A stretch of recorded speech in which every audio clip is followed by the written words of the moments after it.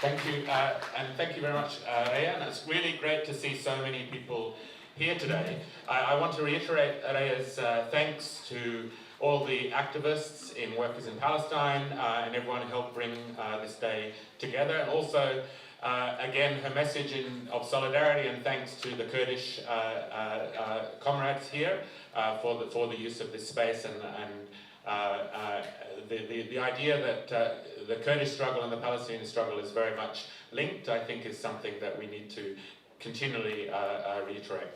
So I want to, in my presentation today, push back against some of the dominant ways that Palestine is understood on the left and more broadly. I want to push back against some of the misperceptions about how to frame and understand the question of Palestine. I don't want to recount the history of Palestine. I'm going to assume that we know the dates, 1947, 1948, the expulsion of the Palestinian people, 1967, the occupation of the West Bank and Gaza Strip, 1987, the First Intifada, Oslo process, the Second Intifada in 2000, and of course the continual wars in Gaza, including the one we are here today to oppose. So I'm not going to go into detail around those dates. However, what I want to do instead is place the question of Palestine in its wider global and regional context. Okay, and I want to, in doing so, push back against three misperceptions, or I think misframings that we often think, or in the way that Palestine is often thought about. The first of these misperceptions is that Palestine is basically an issue of Israel's massive and ongoing human rights violations. The daily killings, the arrests, the dispossessions, the house demolitions, the imprisonment, all of those things that everyone in this room is very familiar with. But framing Palestine basically as a question of human rights and as a question of international law, which I think all of us know that is a dominant way that Palestine is thought of. Okay? The second, I think, misperception that I want to push back against is that the question of Palestine can be understood simply from what is going on inside Palestine or inside Israel. The question of who's in power in the Israeli government, the settler movements, the question of the army, analyzing Palestine through the lens of its internal dynamics, what's going on in Palestine or in the Israeli state. So that's the second misperception I want to push back against. And thirdly, I want to push back against the idea that the reason that Israel has such impunity, the reason that Israel is supported by the most powerful states on the planet, including obviously the United States and also the government here in the United Kingdom, is because of some kind of Israel lobby. That it is the Israel lobby that is determining policy and the backing of these most powerful states of Israel. So those three misperceptions, the question of it's a human rights issue, it's a question of what's going on inside the borders of Palestine, and it's a question of the Israel lobby. Now, obviously, there is truth to some degree in all of these things. There are massive human rights violations going on. It is very important what's going on inside Palestine itself. And there is an Israel lobby that works to silence critics and activists.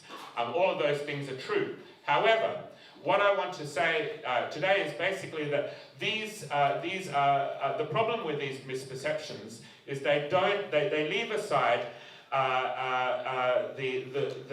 they leave aside the wider dynamics of the Middle East and the global context in which Israel operates. Okay, and that we need to foreground these global questions in order to understand Israeli settler colonialism. And in particular, we need to foreground the question of imperialism, Western imperialism, and American power in the Middle East. And without doing this, we can't understand what's going on in Palestine, why Israel is able to do this for decades and decades, why the US and the UK and other Western states allow and support this happening, and we misframe solidarity itself. So that's the basic argument I want to make today. So if we look back at those dates that I recounted just a minute ago, 48, 67, and so forth, these are dates, obviously, that are etched in the minds of every Palestinian. And the reason for that is that at each of these crucial junctures, we have seen Israel attempt to break apart and fragment the Palestinian people into isolated and fragmented enclaves, separated from one another, where movement and resources are controlled from the outside by the Israeli state, and different parts of the Palestinian people end up governed by different kinds of political administrations. It's this ongoing colonial process, fragmentation and dispossession of the Palestinian people that we refer to as this ongoing Nakba. Now what this has produced is a whole set of different parts of Palestine. We have Palestinians in the West Bank, we have Palestinian citizens of Israel, we have Palestinians in Gaza, we have Palestinians in Jerusalem, we have the largest body of refugees in the world scattered around the Middle East and further afield. Inside these territories we also see movement restricted in the West Bank into different kinds of enclaves. This kind of fragmentation of the Palestinian people. Now this is, I said Israel has attempted to do this, okay, and it has succeeded in this fragmentation, but at the same time Palestine and Palestinians remain one people. They remain united in the demand to return, and they remain united in reaction to things such as the genocide we see unfolding in front of us today. But the crucial thing is that across the decades in which this fragmentation and dispossession has taken place, Israel has also emerged as the primary ally of US power in the Middle East region. This wasn't always the case. In 48, when the Israeli state was established, the primary supporters were, of course, Britain, and then in the subsequent couple of decades, France also a major supporter of Israel. But after the 1967 war, in which Israel managed to militarily defeat radical movements across the region, in particular the Arab nationalist movements, Nasserism in Egypt, the US moved to become the primary backer of Israel in that moment, 1967 and onwards. This was a moment when Britain and France, British and French colonialism were in retreat, and the US was emerging as the dominant imperialist power in the region. And of course the struggles that we saw at this moment in the region, Arab nationalism, the left movements, Nasserism, all the different currents at that time, were part of a broader transnational anti-colonial national liberation moment, okay, through the 50s, 60s and 70s. And it's in this context that we need to understand the US, in particular the US, unwavering support of Israel since that moment.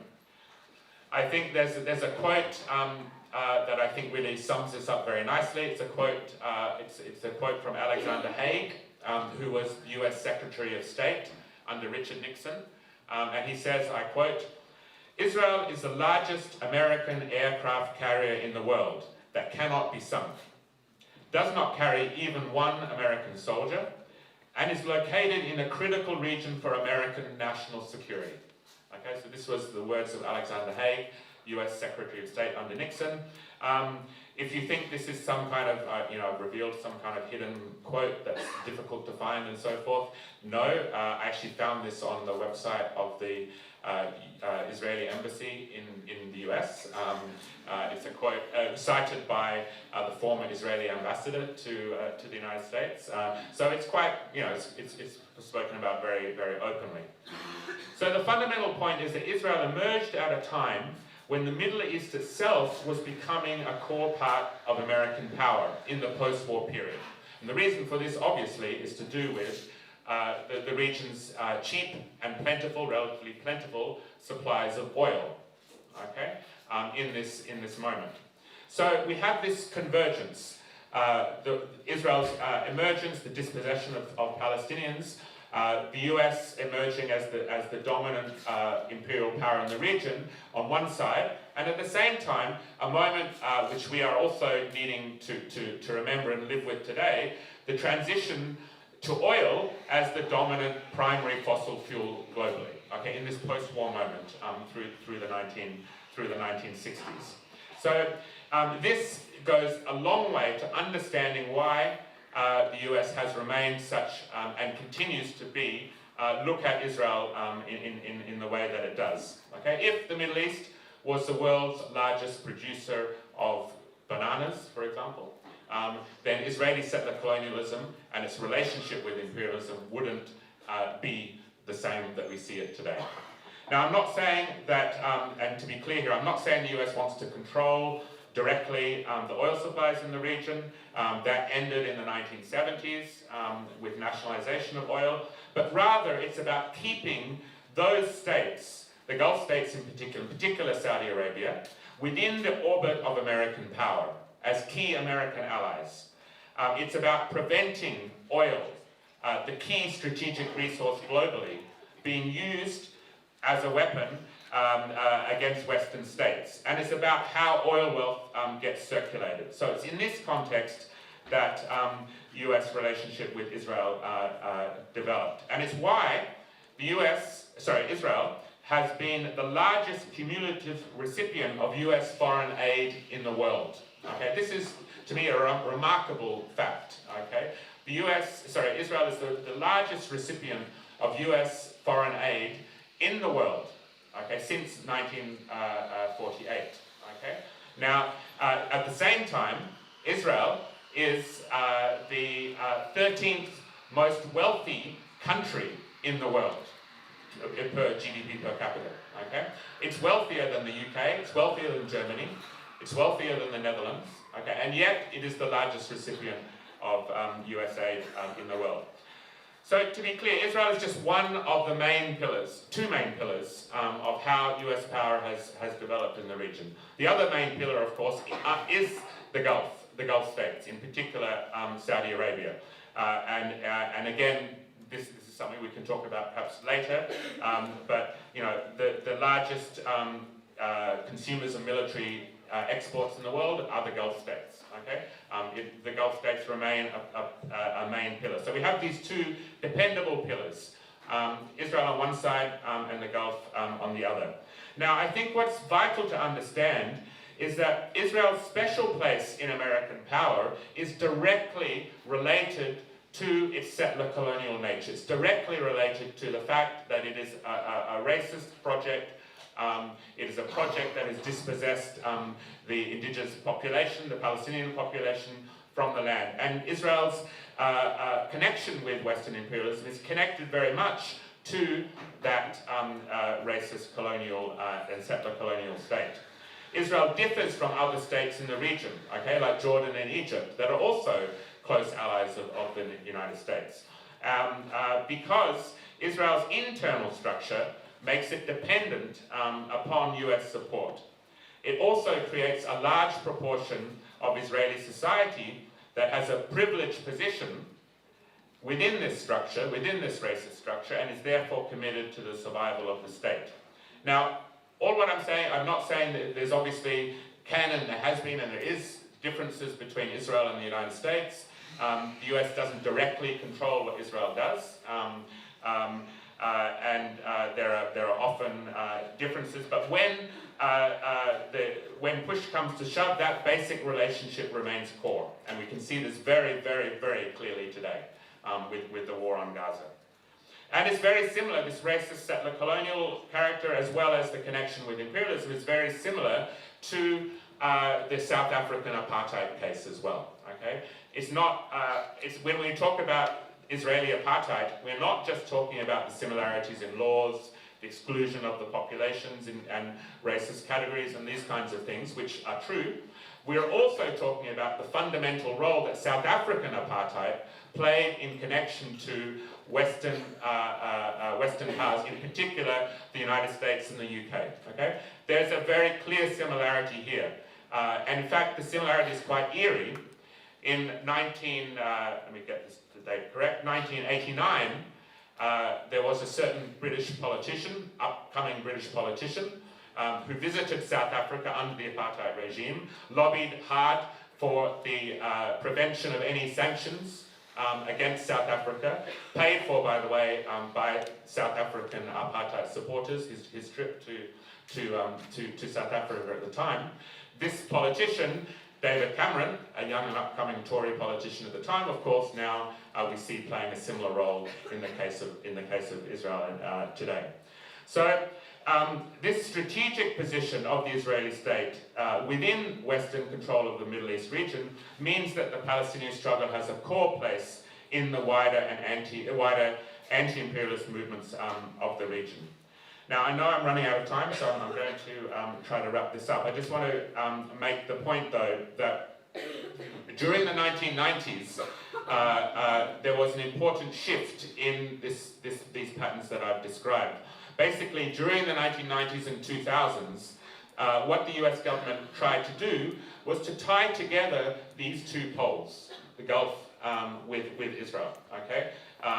The reasons for this were connected to Israel's attempt to kind of go global, to shift its economy from based on old industry construction towards high-tech finance and these kinds of things.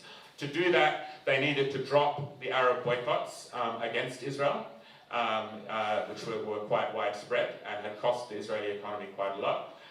So through the 2000s, the US made a series of proposals to basically knit together these two pillars of US hegemony in the region. Okay? They called this the new Middle East, according to Bush at the time, US president. They proposed something called the Middle East Free Trade Area, where countries in the region would be given free trade access to the United States as long as they had relationships and no boycott relationships with Israel. Jordan and Egypt normalized with Israel at the time. This is, of course, the context in which the Oslo Accords, the so-called peace agreements, developed as well. So this is, I think, really important to kind of to understand that the Oslo process, which we are facing today, which we experienced through the 1990s and 2000s, was very much connected to this attempt to link together these two poles. Now, I've been told to wrap up, and I will. Just to end with some final comments. Each step of what I've described, okay, this history, this connection with Western states, each step there's been one stumbling block, okay, and that has been the steadfastness and struggle of Palestinians themselves, the refusal of fragmentation, okay, the refusal of dispossession, the refusal of normalization, okay, between Arab states and Israel, and importantly, the demand to be allowed to return to our homes and lands. And this is why placing Palestine in the region is so crucial. Palestine is deeply linked to the wider transformation of the Middle East region. The Middle East is the most unequal region in the world. Okay? It's ruled by authoritarian states. It's the largest consumer of military weapons in the world. It's the most conflict-affected place in the world. And the struggle of Palestine is deeply connected to transforming the region itself. Okay? And the other side of this is that transformations in the region are deeply connected to what goes on in Palestine, which is why the Arab revolts of 2011 were so key to and really held Palestine and the Palestinian struggle at their core. So this is why it's very important to move away from seeing Palestine as simply a human rights question. It's not just an issue of moral revulsion against human rights abuses. It's understanding where the violence actually comes from.